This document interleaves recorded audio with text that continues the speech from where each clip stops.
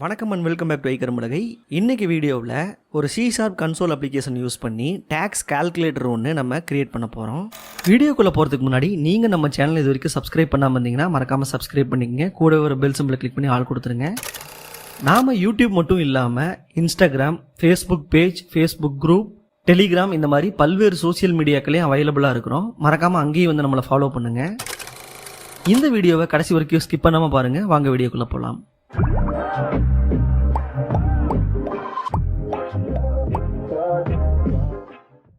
ஒரு கன்சோல் அப்ளிகேஷனில் இந்த டேக்ஸ் கால்குலேட்டரை நம்ம கிரியேட் பண்ணுறதுக்கு முன்னாடி டேக்ஸ் கால்குலேஷனுடைய லாஜிக் என்னங்கிறது நமக்கு தெரியணும். ஏன்னா அந்த லாஜிக் தெரிஞ்சால் தான் அதுக்கு எப்படி கோட் எழுதணுங்கிறத நம்ம டிசைட் பண்ணணும். ஸோ இந்த டேபிளை பாருங்கள், நமக்கு டேக்ஸ் கால்குலேஷனில் 4 விதமான ஸ்லாப் இருக்குது. ஒருத்தருடைய சேலரியில் 2.5 லட்சத்துக்கு அவருக்கு டேக்ஸ் வராது. அடுத்த 2.5 லட்சத்துக்கு அவருக்கு 5% டேக்ஸ் வரும். அதுக்கடுத்து 5 லட்சத்துக்கு 20% டேக்ஸ் வரும். அதுக்கும் மேலே 10 லட்சத்துக்கு மேலே ஒருத்தர் சம்பளம் வாங்கினார்னா அதுக்கு 30% டேக்ஸ் வரும். ஸோ ஒருவேளை ஒருத்தர் 10 லட்சத்துக்கு மேலே வாங்கினார்னா எல்லா ஸ்லாபில் இருக்கிற டேக்ஸும் அவர் கட்டுற மாதிரி இருக்கும். அதை இன்னும் கொஞ்சம் டீட்டெயில்டாக எக்ஸ்பிளைன் பண்ணுறேன். ஸோ இந்த இமேஜை பாருங்கள், நான் சேலரியை வந்து 0லேருந்து 10 லட்சம் அந்த அதுக்கு மேலேன்னு சொல்லி நான் பிரிச்சிருக்கேன். இதில் ஃபஸ்ட்டு 2.5 லட்சத்துக்கு ஒரு ஸ்லாபும், அடுத்த 2.5 லட்சம் அதாவது 5 லட்சம் வரைக்கும் ஒரு ஸ்லாபும், அடுத்த ஒரு 5 லட்சம் 10 லட்சம் வரைக்கும் இன்னொரு ஸ்லாபும், அதுக்கு மேலே இருக்கிறதுக்கு இன்னொரு ஸ்லாபும் பிரிச்சிருக்கேன். இதில் 2.5 லட்சத்துக்கு நில், அதாவது எந்த டேக்ஸும் கிடையாது. அடுத்த 2.5 லட்சத்துக்கு 5% டேக்ஸ், அதுக்கடுத்த 5 லட்சத்துக்கு 20% டேக்ஸ், அதுக்கும் மேலே நீங்கள் சம்பளம் வாங்கினீங்கன்னா அதுக்கு 30% டேக்ஸ். இப்போ ஒருத்தருடைய சேலரி 2 லட்சம்னு வச்சுக்கோங்க. அப்போ அவர் ஃபஸ்ட்டு ஸ்லாப்புக்குள்ளே வருவார், அவருக்கு டேக்ஸே கிடையாது. இப்போ ஒருத்தரோட சேலரி 4 லட்சம்னு வைங்க, அவருடைய 2.5 லட்சத்துக்கு அவருக்கு டேக்ஸ் இல்லை. ஆனால் இவர் 2வது ஸ்லாப்புக்குள்ளே வரதுனால ஃபஸ்ட்டு 2.5 லட்சத்தை அந்த 4 லட்சத்தில் கழிச்சிங்கன்னா உங்களுக்கு மிச்சம் வர்றது 1.5 லட்சம். ஸோ இந்த 2வது ஸ்லாப்பில் அந்த 1.5 லட்சம் ரூபாய்க்கு அவர் 5% டேக்ஸ் கட்டணும். இப்போ ஒருத்தருடைய சேலரி 8 லட்சம்னு வைங்க. ஸோ 8 லட்சம்னு வைக்கும்போது ஃபஸ்ட்டு ஸ்லாபில் வருவார், அதுக்கு டேக்ஸ் கிடையாது. செகண்ட் ஸ்லாபில் ஃபுல் அமௌண்ட்டும் வருது, அதாவது 2.5 லட்சம் அமௌண்ட்டு வருது. அந்த 2.5 லட்சம் அமௌண்ட்டுக்கு 5% போட்டிங்கன்னா உங்களுக்கு 12,500 டேக்ஸ் வரும். அடுத்த ஸ்லாபில் 3 லட்சம் வராரு, ஏன்னா ஃபஸ்ட்டு 5 லட்சத்துக்கு நம்ம டேக்ஸ் கால்குலேட் பண்ணிட்டோம். இப்போ அவருடைய சேலரி 8 லட்சங்கிறது போது 8 லட்சம் மைனஸ் 5 லட்சம் கழிச்சிங்கன்னா 3 லட்சம் வருது. இந்த 3 லட்சங்கிறது இந்த 3வது ஸ்லாபுக்கானது. அப்போ இந்த 3 லட்சத்துக்கு 20% போட்டிங்கன்னா அதுக்கு ஒரு அமௌண்ட் வரும். அப்போ 12,500 ப்ளஸ் இந்த 3 லட்சத்துக்கு 20% அந்த 2 அமௌண்ட்டு சேர்த்து அவர் கட்டணும். இப்போ ஒருத்தருடைய சேலரி 15 லட்சம்னு வைங்க, அவர் இதில் எல்லா ஸ்லாப்லேயும் வருவார். ஸோ மொதல் ஸ்லாபுக்கு 0 டேக்ஸு, செகண்ட் ஸ்லாபுக்கு 5% ஃபுல் அமௌண்ட் இருக்கிறதுனால 12,500, 3வது ஸ்லாப்லேயும் ஃபுல் அமௌண்ட் இருக்கார். அதில் 5 லட்சத்துக்கு 20% போட்டிங்கன்னா 1 லட்சம். 4வது ஸ்லாப் கால்குலேட் பண்ண வரும்போது 10 லட்சம் வரைக்கும் நம்ம டேக்ஸ் ஏற்கனவே கால்குலேட் பண்ணிட்டோம். ஸோ அவருடைய சேலரி மைனஸ் 10 லட்சம் போட்டிங்கன்னா 5 லட்சம் வரும். 5 லட்சம் இன்ட்டு 30% போட்டிங்கன்னா அது ஒரு அமௌண்ட் வரும். இது எல்லாம் சம் பண்ணோம்னா 2,62,500 அவருக்கு டேக்ஸ் பே பண்ணுற மாதிரி வரும். இப்போ பார்த்த இந்த எக்ஸாம்பிள் இருந்து இந்த டேக்ஸ் கால்குலேஷன் லாஜிக் வந்து உங்களுக்கு புரிஞ்சிருக்கும்னு நினைக்கிறேன். இதுக்கு அப்படியே நம்ம ஒரு ப்ரோக்ராமிங் லாஜிக் எழுதி நம்ம இது ஒரு டேக்ஸ் கால்குலேட்டராக C# கன்சோல் அப்ளிகேஷனில் கிரியேட் பண்ணி பார்த்துருவோம். நம்மளுடைய கன்சோல் அப்ளிகேஷனுக்குள்ளே வந்துட்டேன். ஃபஸ்ட்டு ஒருத்தருடைய சேலரியை நம்ம இன்புட்டாக வாங்கணும். ஸோ ஒரு சேலரியை இன்புட்டாக கொடுங்க அப்படின்னு சொல்லிட்டு நான் ஒரு மெசேஜ் அடிக்கிறேன். இந்த மெசேஜை பார்த்துட்டு அவர் ஒரு இன்புட் அடிக்கணும். ஸோ அந்த இன்புட் வாங்குறதுக்கு நான் என்ன பண்ணுறேன், console.readline எழுதி அவர் அடிக்கிற இன்புட்டை வாங்கி அதை டபுளாக கன்வெர்ட் பண்ணி சேலரி அப்படிங்கிற ஒரு வேரியபிளில் ஸ்டோர் பண்ணிக்கிறேன். ஏன்னா நமக்கு சேலரிங்கும் போது டெசிமல் பாயிண்ட்ஸில் உங்களுக்கு வேல்யூ வரும், அதனால் டபுளாக நான் வந்து ஹேண்டில் பண்ணுறேன். இதுக்கப்புறம் நம்ம டேக்ஸை கால்குலேட் பண்ணுறதுக்கு ஒரு வேரியபிள் வேணும். ஏன்னா டேக்ஸ் அமௌண்ட்டை வாங்கி ஒவ்வொரு ஸ்லாபுக்கும் எவ்வளோ வந்துச்சுன்னு சொல்லி ஸ்டோர் பண்ணணும். அதுக்கு நான் டேக்ஸ் அமௌண்ட்டுன்னு ஒரு டபுள் வேரியபிள் கிரியேட் பண்ணிக்கிறேன். ஸோ இந்த டேக்ஸ் வேரியபிளை நான் வந்து ஒரு டெக்ஸ்ட்டாக வந்து ஃபைனலாக வந்து பிரிண்ட் பண்ணணும். ஸோ அதனால் tax amount to be paid அப்படின்னு சொல்லிட்டு ரூபீஸ் போட்டு நான் எதை பெய்ட் பண்ணி நான் பிரிண்ட் பண்ணி காட்ட போகிறேன். இப்போ நம்மளுடைய ஃபஸ்ட்டு கால்குலேஷன். ஸோ இந்த சேலரியுடைய அமௌண்ட் நம்ம 3 ஸ்லாபுக்குள்ளே வருதான்னு பார்க்கணும். ஸோ நமக்கு எப்போ டேக்ஸ் கால்குலேட் ஆகுதுன்னா எப்போ ஒருத்தனுடைய சேலரி 2,50,000 மேலே இருக்கோ அப்போ நம்ம என்ன பண்ணணும், ஃபஸ்ட்டு ஒரு இஃப் கண்டிஷன் போட்டு சேலரி 2,50,000 மேலே இருக்கான்னு பார்க்கணும். ஸோ இப்போ ஒரு வேளை மேலே இருக்கான் அப்படின்னா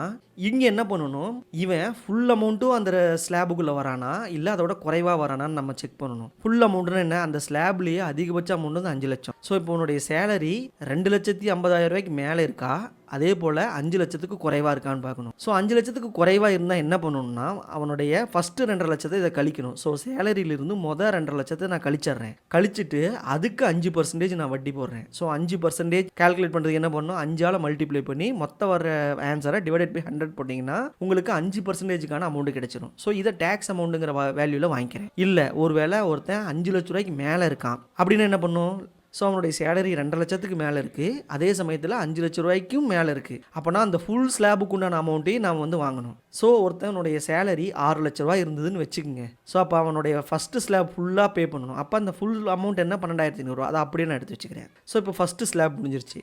இப்போ அடுத்தது நம்ம செகண்ட் ஸ்லாப் போடுறோம். நம்மளுடைய செகண்ட் ஸ்லாப்பில் நமக்கு என்ன கேல்குலேஷன், ஸோ 5 லட்சத்துக்கு மேலே 10 லட்சம் வரைக்கும் இந்த ஸ்லாப். ஸோ இப்போ 10 லட்சம் வரைக்கும்ங்கிறத நான் இங்கே எப்படி நம்ம மேலே ஸ்லாப் கேல்குலேட் பண்ணுமோ அதே போல் இதோட லிமிட்டையும் நான் கேல்குலேட் பண்ணுறேன். இவனுடைய சேலரி 5 லட்ச ரூபாய்க்கு மேலே இருக்கா, பட் 10 லட்ச ரூபாய்க்கு கீழே இருக்கான்னு பார்க்குறேன். இருந்ததுன்னா இதில் இந்த ஸ்லாபில் அதிகபட்சம் வந்து பார்த்தீங்கன்னா நம்ம ஏற்கனவே பழசில் 5 லட்ச ரூபாய்க்கு கேல்குலேட் பண்ணிட்டோம். அப்போ அவனுடைய சேலரி 10 லட்ச ரூபாய்க்கு கீழே இருந்ததுன்னா சேலரியிலேருந்து ஏற்கனவே டேக்ஸ் கேல்குலேட் பண்ண அமௌண்ட்டை மைனஸ் பண்ணிக்கணும். மைனஸ் பண்ணால் அதில் என்ன அமௌண்ட் வருதோ அது கூட நான் 20% மல்டிப்ளை பண்ணணும். ஸோ 20% போது இன்ட்டு 20 டிவைடட் பை 100. இதில் வர்ற ஆன்சர் கூட பழைய டேக்ஸ் அமௌண்ட்டையே ஆட் பண்ணி அது திரும்ப டேக்ஸ் அமௌண்ட்டுக்கே அசைன் பண்ணிடுறேன். ஒருவேளை இவன் 10 லட்ச ரூபாய்க்கு மேலே இருந்தான் அப்படின்னா நம்ம அந்த 10 லட்ச ரூபாய்க்கு 20% போட்டால் 1 லட்ச ரூபா பண்ணணும்ல, அதையும் நான் வந்து என்ன பண்ணுறேன், ஹார்ட் கோட் பண்ணிக்கிறேன். ஸோ பழைய டேக்ஸ் அமௌண்ட் கூட 10 லட்ச ரூபாயை ஆட் பண்ணிக்கிறேன். எப்படி ஃபர்ஸ்ட் ஸ்லாபில் 12,500 போட்டோமோ அதே போல் இங்கேயும் நான் வந்து 1 லட்ச ரூபாயை ஹார்ட் கோட் பண்ணி ஆட் பண்ணிக்கிறேன். ஏன்னா அவன் இந்த ஸ்லாபில் ஃபுல் அமௌண்ட் அவனுக்கு இருக்குது. சரி, இப்போ 2 ஸ்லாப் முடிஞ்சிருச்சு. 3வது ஸ்லாப் என்ன சொல்றாங்க,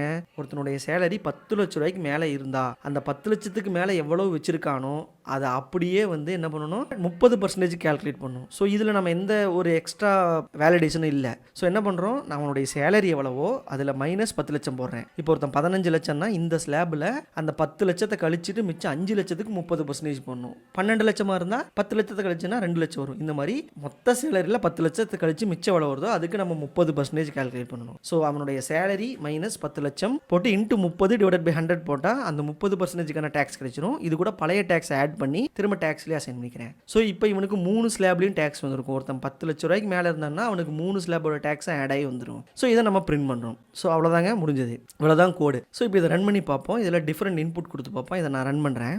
ரைட், இங்கே வந்து பார்த்தீங்கன்னா என்டர் யுவர் சேலரின்னு சொல்லுது. இப்போ நான் என்ன பண்ணுறேன், ஒரு 2 லட்சம் போடுறேன். 2 லட்சம் போட்டு என்டர் பண்ணுறேன். இப்போ பாருங்கள் 2 லட்சத்துக்கு tax amount to be paid 0ன்னு வருது. ஏன்னா 2 லட்சத்துக்கு நமக்கு டேக்ஸ் இல்லை. இப்போ அதுவே நான் 2.5 லட்சத்துக்கு போடுறேன். ஸோ 2.5 லட்சத்துக்கு போட்டாலும் நமக்கு டேக்ஸ் வரல.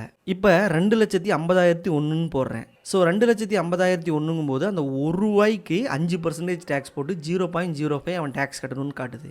ஸோ இப்போ ஒருத்தனுக்கு 4 லட்ச ரூபா போடுறேன். ஸோ 4 லட்ச ரூபா போடும்போது பாருங்கள் 7,500 காட்டுது. இப்போ ஒருத்தனுக்கு 5 லட்ச ரூபா போடுறேன். ஸோ 5 லட்ச ரூபா போடும்போது நமக்கு 12,500 அந்த ஃபுல் அமௌண்ட்டுன்னு காட்டிடுது. இப்போ ஒருத்தனுக்கு நான் 8 லட்ச ரூபா போடுறேன். ஸோ 8 லட்ச ரூபா போடும்போது பாருங்கள் 72,500 வருது. ஏன்னா 12,500 இதில் ஒரு 20% டேக்ஸ் ரெண்டு சேர்ந்து இவ்வளோ வருது. ஸோ இப்போ ஒருத்தனுக்கு 10 லட்ச ரூபா போடுறேன். ஸோ 10 லட்ச ரூபா போடும்போது மொதல் ஸ்லாபில் இருக்கிற 12,500, ரெண்டாவது ஸ்லாபில் அதிகபட்சம் 1 லட்சம். ஸோ 1,12,500 வருது. இப்போ ஒருத்தனுக்கு 15 லட்ச ரூபா நான் போடுறேன். ஸோ 15 லட்ச ரூபா போடும்போது 2,62,500 அவன் டேக்ஸ் கட்டணும்னு வருது. எல்லா இன்புட்டையும் கொடுத்து பார்த்துட்டோம். எல்லாத்துக்குமே இது பர்ஃபெக்டாக ஒர்க் ஆகுது. ஸோ இந்த வீடியோவில் நம்ம சக்ஸஸ்ஃபுல்லாக ஒரு டேக்ஸ் கேல்குலேட்டரை கன்சோல் அப்ளிகேஷன் யூஸ் பண்ணி நம்ம சக்ஸஸ்ஃபுல்லாக பண்ணி அதை வந்து இன்புட் கொடுத்து டெஸ்ட்டும் பண்ணி பார்த்துட்டோம். பர்ஃபெக்டாக ஒர்க் ஆகுது. இந்த வீடியோவில் நீங்கள் பார்த்த இந்த லாஜிக்கை நல்லா அண்டர்ஸ்டாண்ட் பண்ணுங்கள். இது எப்படி நம்ம கொண்டு வரோம், ஏன் இந்த மாதிரி கண்டிஷன்ஸ்லாம் எழுதுகிறோங்கிறது ரொம்ப ரொம்ப முக்கியம். ஏன்னா இதெல்லாம் ரொம்ப ரொம்ப மைன்யூட்டான விஷயம். இதை நீங்கள் அண்டர்ஸ்டாண்ட் பண்ணால் தான் எப்படி வந்து ஒரு ப்ரோக்ராமிங் லாஜிக்கை வந்து அரைவ் பண்ணுறது, எப்படி கொண்டு வரதுங்கிறது புரியும். இதை நீங்கள் பேப்பர் ஒர்க்காகவும் பண்ணி பாருங்கள். அப்போ தான் எப்படி எப்படி ஒவ்வொரு ஸ்டெப்பாக எழுதுணுங்கிறது உங்களுக்கு புரியும். இந்த வீடியோவில் உங்களுக்கு ஏதாவது சந்தேகம் இருந்தால் மறக்காமல் கமெண்ட் செக்ஷனில் சொல்லிட்டு போங்க. நான் அடுத்த ஒரு வீடியோவில் டீட்டெயில்டாக எக்ஸ்பிளைன் பண்ணுறேன். நாம் ரீசன்ட் டேஸாக யூடியூப் ஷார்ட்ஸ் வீடியோ நிறைய அப்லோட் பண்ணிகிட்டு இருக்கோம். மறக்காமல் அந்த வீடியோவுக்கு உங்களுடைய சப்போர்ட்ஸ் நான் எதிர்பார்க்குறேன். இந்த வீடியோ உங்களுக்கு பிடிச்சிருந்தால் லைக் பண்ணுங்கள். இந்த வீடியோட லிங்க்கை உங்கள் ஃப்ரெண்ட்ஸ்க்கெலாம் ஷேர் பண்ணுங்கள். நீங்கள் நம்ம சேனல் இது வரைக்கும் சப்ஸ்கிரைப் பண்ணாமல் இருந்தால் சப்ஸ்கிரைப் பண்ணிக்கங்க. அடுத்த ஒரு நல்ல வீடியோவோட சந்திப்போம். நன்றி, வணக்கம்.